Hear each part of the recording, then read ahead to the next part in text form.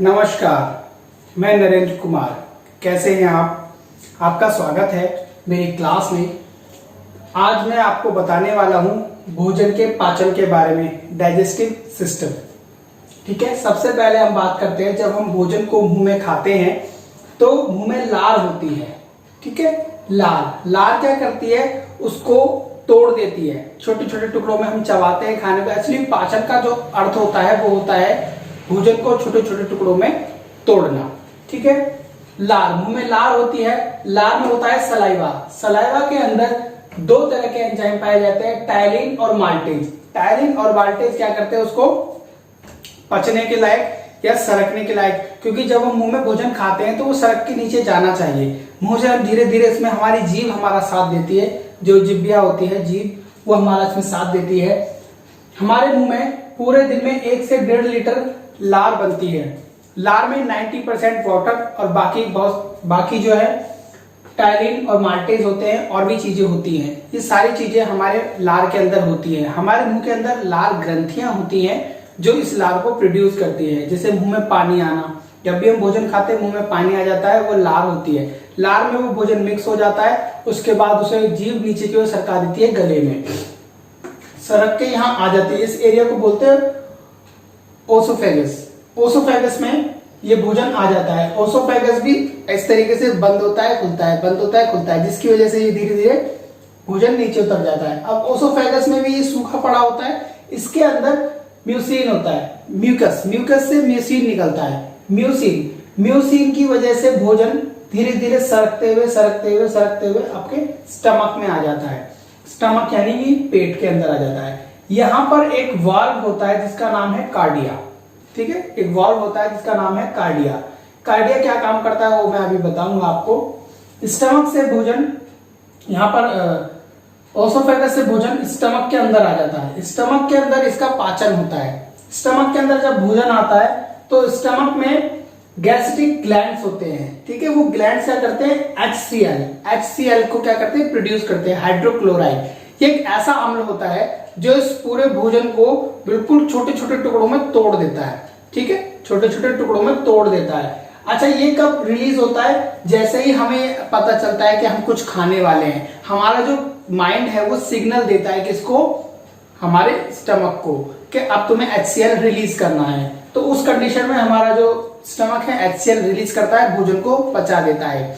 आपने कई लोगों को देखा होगा भोजन पच नहीं रहा है, या उसको खाने के बाद थोड़ी सी पेट में जलन होती है। उसका एक रीजन क्या है, जब हम अक्सर टीवी देख रहे होते हैं तो हमारा माइंड जो है उसमें लगा रहता है, तो माइंड वो सिग्नल भेजने में लेट हो जाता है, जिसकी वजह से हम खाना तो खा लेते हैं पर स्टमक में HCl रिलीज नहीं हुआ। जब HCl रिलीज नहीं हुआ तो पेट में वो खाना ठीक से पचता नहीं है, उसकी वजह से दिक्कत होती है। आगे की ओर बढ़ते हैं। ये जो कार्डिया है, यहां से भोजन अंदर की ओर आता है स्टमक में, और स्टमक से फिर ये जाता है छोटी आंत में। छोटी आंत में जाने से पहले यहाँ पर एक वाल्व होता है जिसे पाइलोरम बोलते हैं। पाइलोरम ये वाल्व क्या करता है, भोजन को छोटी आंत से वापस स्टमक में आने से रोकता है। ऐसे ही कार्डिया भोजन को स्टमक से वापस ओसोफेगस में जाने से रोकता है। ये भोजन छोटी आंत में आ जाता है। छोटी आंत में आने के बाद ये भोजन धीरे धीरे पूरी आंत में घूमता है। ठीक है, छोटी आंत के अंदर एक संरचना होती है, छोटी छोटी सी ऐसे उंगली नुमा, जिसको विली बोलते हैं।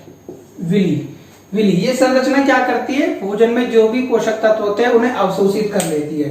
ये आगे की ओर बढ़ता हुआ भोजन आगे की जाकर के बड़ी आंत में पहुंच जाता है। अब ये बड़ी आंत क्या करती है, अब हमारे भोजन में जो भी पोषक तत्व थे वो सब तो छोटी आंत ने एब्जॉर्ब कर लिए। सब कुछ एब्जॉर्ब करने के बाद ये आगे की ओर चला जाता है। उसके बाद भोजन में जो बचा हुआ मटेरियल होता है उसमें रह जाता है वाटर और मिनरल्स। ये धीरे धीरे ये बड़ी आंत में चला जाता है। बड़ी आंत में आने के बाद इसमें ये जो बड़ी आंत है इसमें से वाटर एब्जॉर्ब कर लेती है। ठीक है, वाटर को एब्जॉर्ब कर लेती है। एब्जॉर्ब करने के बाद ये आउट हो जाता है, रेक्टम में पहुंच जाता है। यहाँ पर एक थैलीनुमा हिस्सा होता है जिसे रेक्टम बोलते हैं। रेक्टम में जाके जमा हो जाता है। उसके बाद ये बॉडी से आउट हो जाता है, जो भी हमारा मल है वो बॉडी से आउट हो जाता है। ऐसी कंडीशन में यहाँ पर भोजन को पचाने के लिए यहाँ पर एक और चीज होती है, इसको बोलते हैं पैनक्रिया। ये स्टमक के बिल्कुल नीचे होती है ये संरचना, इसको बोलते हैं पैनक्रियास। इसमें पैनक्रियाटिक जूस होता है जो कि भोजन को पचाने में पूरी मदद करता है। इसमें बहुत ही पावरफुल एंजाइम्स होते हैं। उसके बाद पैनक्रियास के साथ में यहाँ पर होता है गॉल ब्लैडर। लीवर के जस्ट नीचे होता है ब्लैडर, जिसे बोलते हैं गॉल ब्लैडर। इसी के अंदर अक्सर पथरी जम जाती है। पथरी के बारे में आपने सुना होगा, गॉल ब्लैडर में पथरी होती है। वो गॉल ब्लैडर यही होता है जो लीवर के नीचे होता है। इसके अंदर पथरी बन जाती है।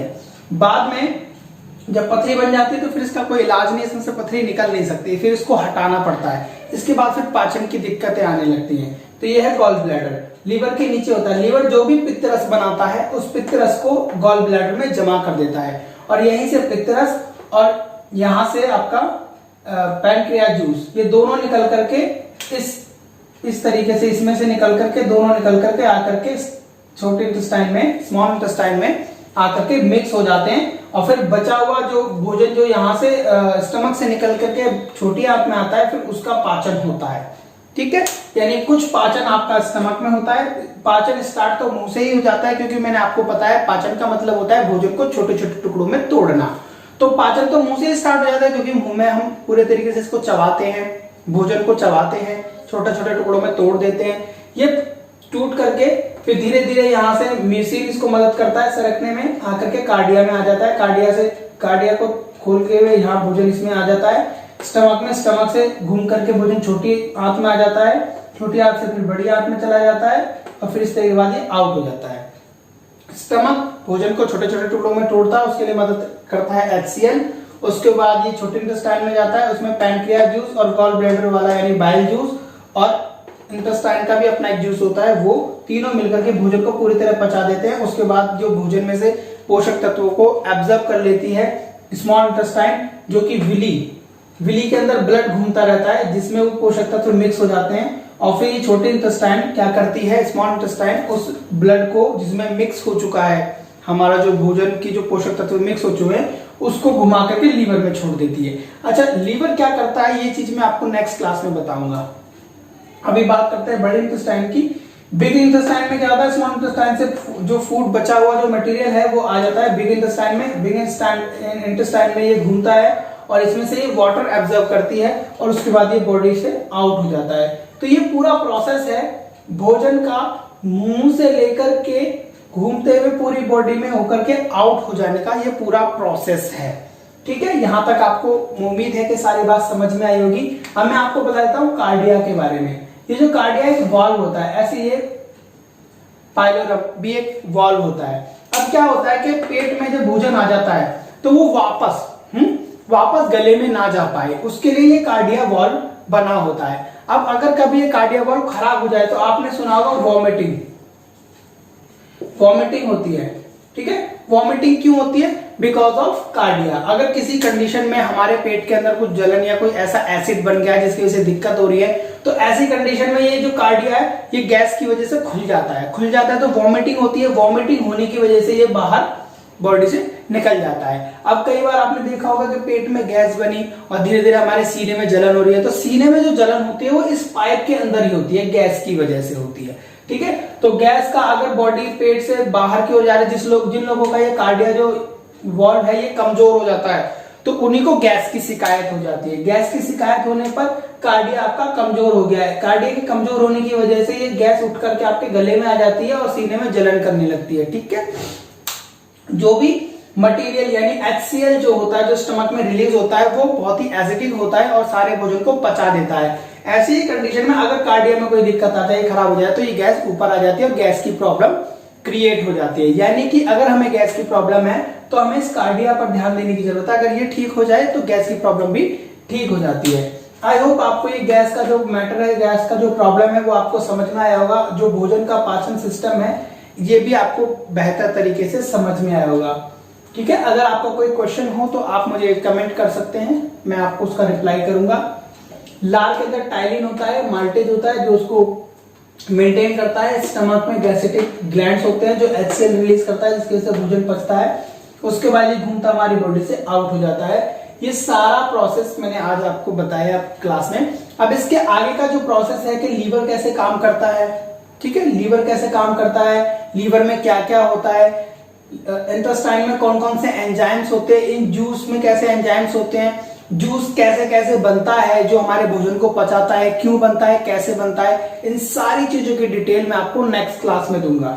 ठीक है, आई होप आपको ये सारी बातें समझ में आई होगी। आपका वीडियो देखने के लिए बहुत बहुत शुक्रिया, धन्यवाद।